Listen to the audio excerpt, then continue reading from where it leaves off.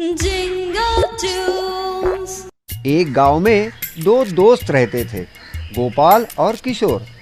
दोनों की अपनी अपनी गाय थी और वो गाय का दूध बेचकर अपनी गृहस्थी चलाते थे। गोपाल बहुत ही नेक और ईमानदार इंसान था।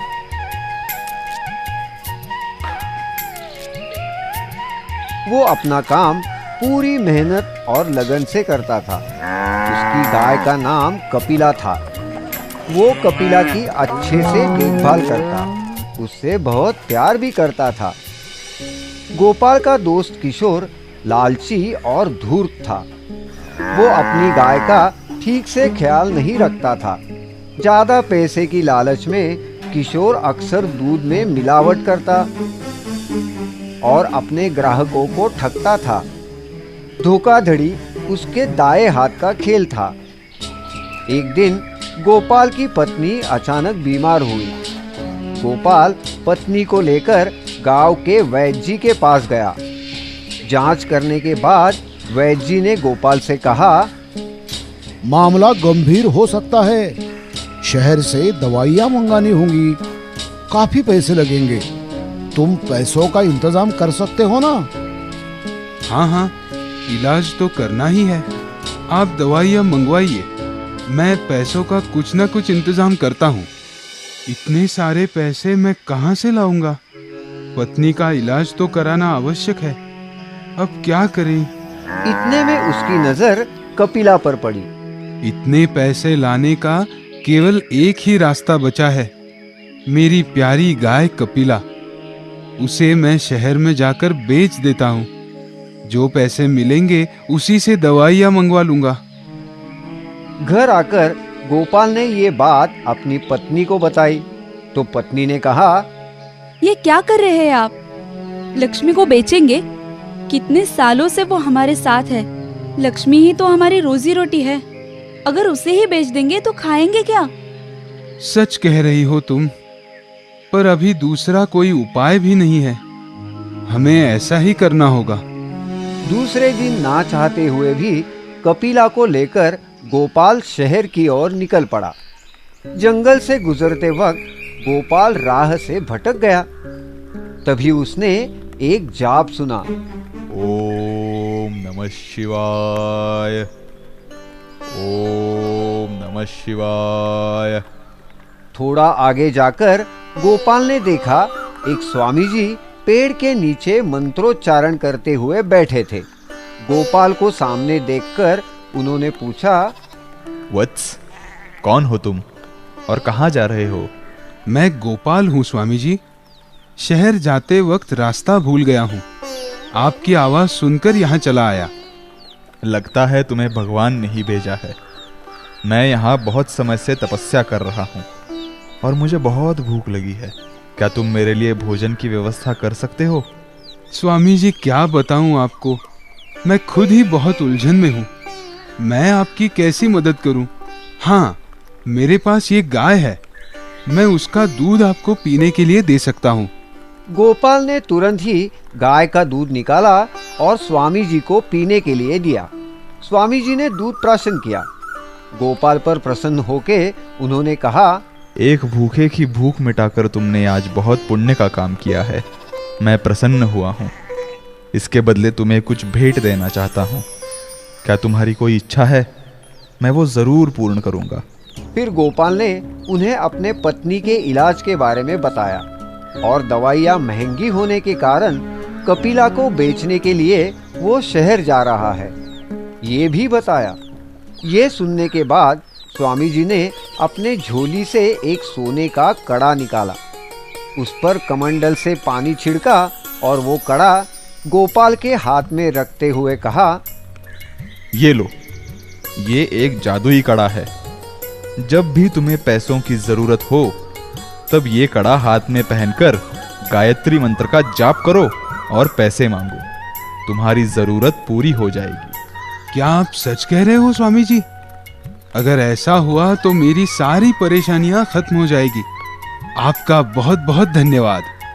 लेकिन एक बात का ध्यान रहे, ये कड़ा केवल अच्छे कामों के लिए ही इस्तेमाल करना।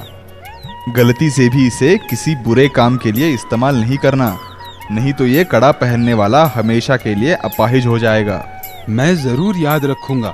स्वामी जी का आशीर्वाद लेकर गोपाल खुशी खुशी अपने घर वापस निकला। दवाइयों के लिए उसे अब कपिला को बेचने की कोई जरूरत नहीं थी। घर पहुंचते ही गोपाल ने सारी बात पत्नी को बताई। गोपाल ने जादुई कड़ा पहनकर गायत्री मंत्र का जाप किया। ओम भूर्भुवः स्वः तस्य वितुर्वरेण्यम। मंत्र का जाप खत्म होते ही गोपाल के सामने पैसे प्रकट हो गए। अरे वाह, सच में पैसे तो मेरे सामने हैं। अब ये पैसे वैद्य जी को देकर तुम्हारे इलाज की सब दवाइयाँ मंगाता हूँ। तुम जल्द ही ठीक हो जाओगी। चलो, अच्छा हुआ, मेरी लक्ष्मी बच गई। उसके बगैर मुझे चैन कहाँ आता। गोपाल ने वो पैसे वैद्य जी को दिए। उन्होंने शहर से तुरंत ही दवाइयाँ मंगवाई। दवाइयों को लेने के बाद गोपाल की पत्नी तंदुरुस्त हो गई। जब जब भी गोपाल को पैसे की जरूरत होती, वो जादुई कड़े से मांग लेता।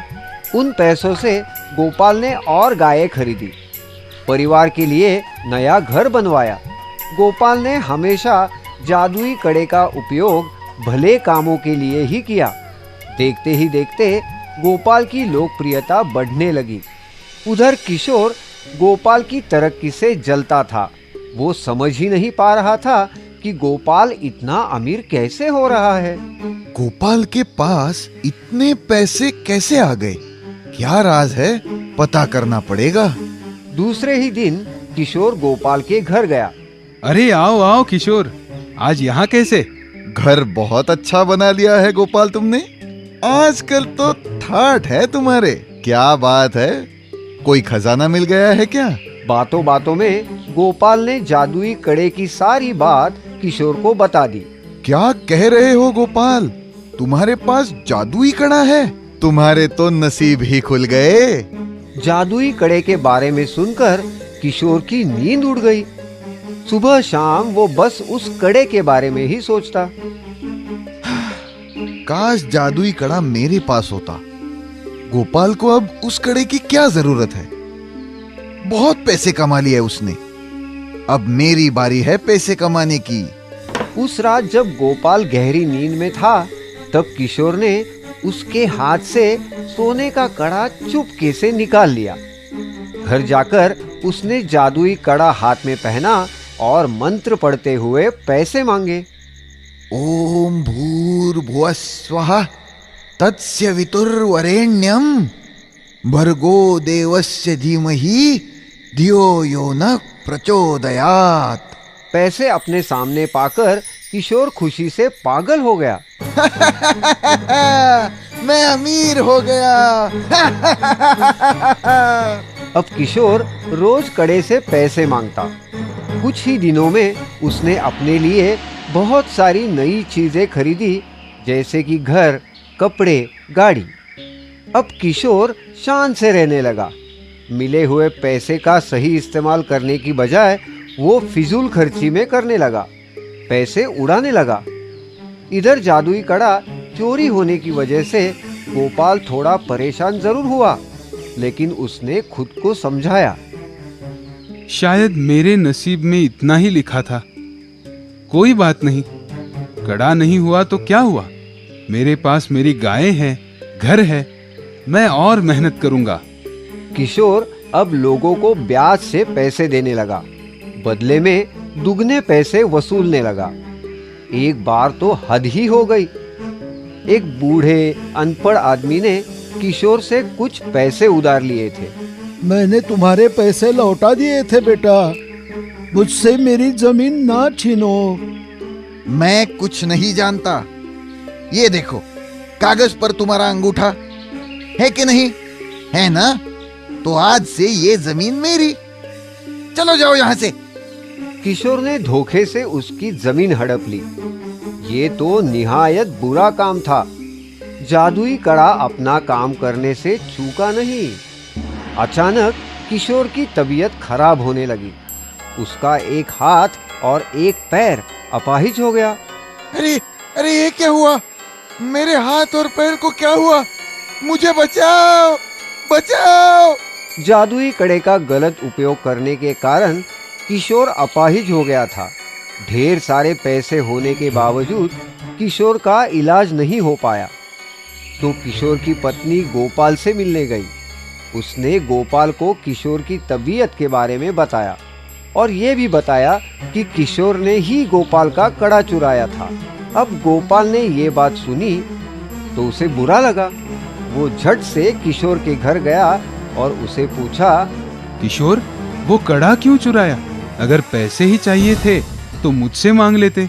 और जरूर तुमने कोई गलत काम किया है, तभी तुम्हारी ये दशा हुई है। गोपाल को अपने दोस्त की ये हालत देखी नहीं गई। गोपाल जंगल में स्वामी जी से मिलने चला गया। उनसे मिलकर गोपाल ने अपने दोस्त किशोर के बारे में बताया। किशोर को क्षमा कर दीजिए स्वामी जी, उससे भूल हो गई और सजा भी मिल गई है। तुम बहुत ही नेक दिल इंसान हो गोपाल। मैं किशोर को ठीक तो कर सकता हूँ, मगर जादुई कड़े को नहीं। अब वो किसी काम का नहीं।